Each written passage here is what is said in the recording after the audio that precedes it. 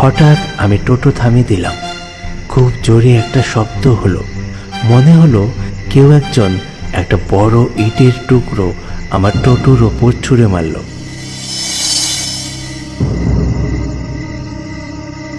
আমি টোটো থেকে নামলাম। চারিদিকে ঘুটঘুটে অন্ধকার, কিছুই দেখা যাচ্ছে না। এই জায়গায় কেউ ইট ছুঁড়ে মারবে, সেও আবার এত রাত্রে? এটা কিভাবে সম্ভব? এখানে কাছাকাছি কোনো ঘরবাড়ি নেই।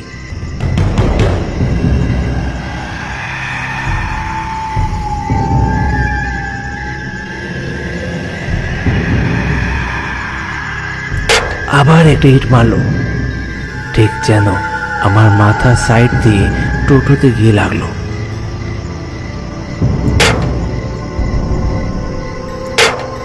আবার একটা ইট। আমি এবার চিৎকার করে উঠলাম, কে রে? কে ইট ছুঁড়ে মারে? সামনে আয়, সাহস থাকলে সামনে আয়।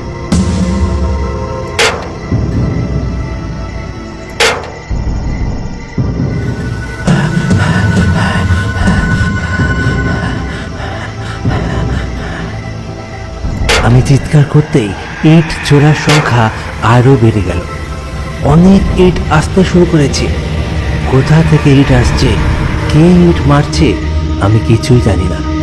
আমি খুবই ভয় পেয়ে যাই এবং তাড়াতাড়ি টোটোতে উঠে টোটো চালানোর চেষ্টা করি।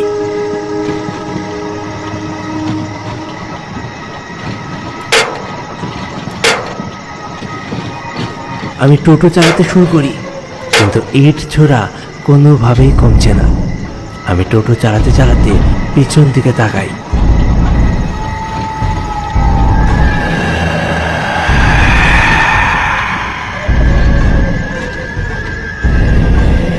দেখতে পাই বিশাল আকৃতির কিছু একটা আমার পিছন পিছন আসছে।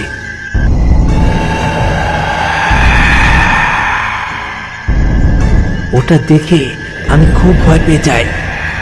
হাত কাঁপতে থাকে আমার। সোজা যেয়ে একটা গাছের সাথে ধাক্কা দেই।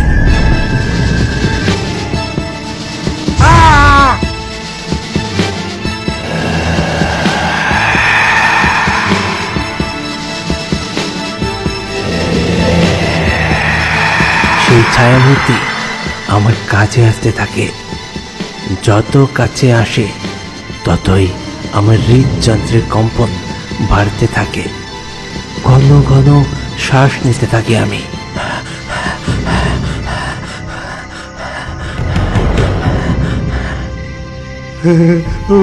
ওরে বাবা রে, এটা কি?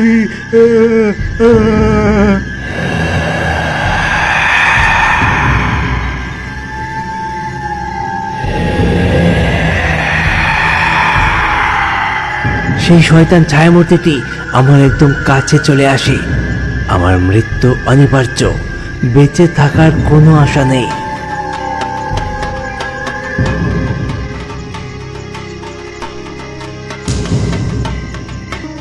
আমি একটি ঢাকের শব্দ শুনতে পেলাম। ক্রমশ সেই ঢাক বাজানোর শব্দ জোরালো হচ্ছে।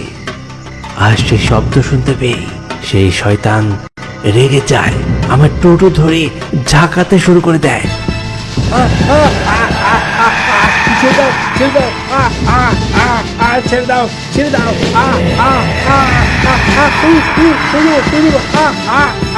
দাও, ছেড়ে দাও। সেই ঢাকের শব্দ যখন আরো কাছে চলে আসে, সেই শয়তান আমার টোটো ধরে উল্টে দিয়ে চলে যায়। এই এই থামো থামো থামো, কে যেন বিপদে পড়েছে, চিৎকার করলো মনে হয়। চলো চলো, ওইদিকে চলো, ওইদিকে চলো।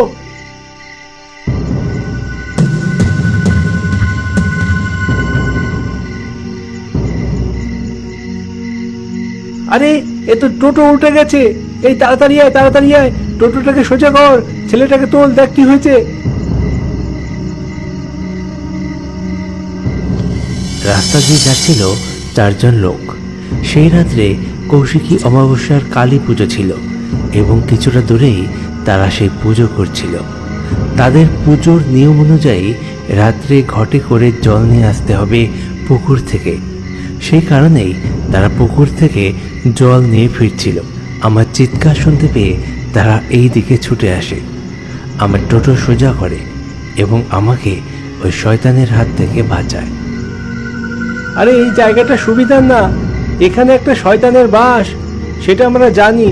রাতের অন্ধকারে অনেকেই তাকে দেখেছে, খুবই নাকি ভয়ঙ্কর। তুমি মনে রাখবে, আজকে তুমি দ্বিতীয় জন্ম পেলে। আমরা যদি সঠিক সময় এখানে না আসতাম তাহলে তোমাকে আর বাড়ি ফিরতে হতো না।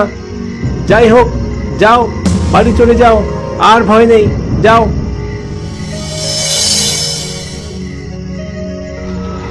সত্যিই তাই, সঠিক সময়ে তারা না এলে আমি আর বেঁচে ফিরতাম না। ধন্যবাদ আপনাদের সবাইকে। এরপর আমি টোটো চালিয়ে বাড়ি চলে যাই। রাস্তায় আর কোনো সমস্যা হয়নি। সেই রাতের কথা আমি ভুলব না কোনো দিনও। আজকের মতো গল্প এখানেই শেষ করছি। পরবর্তী গল্প নিয়ে ফিরছি খুব তাড়াতাড়ি।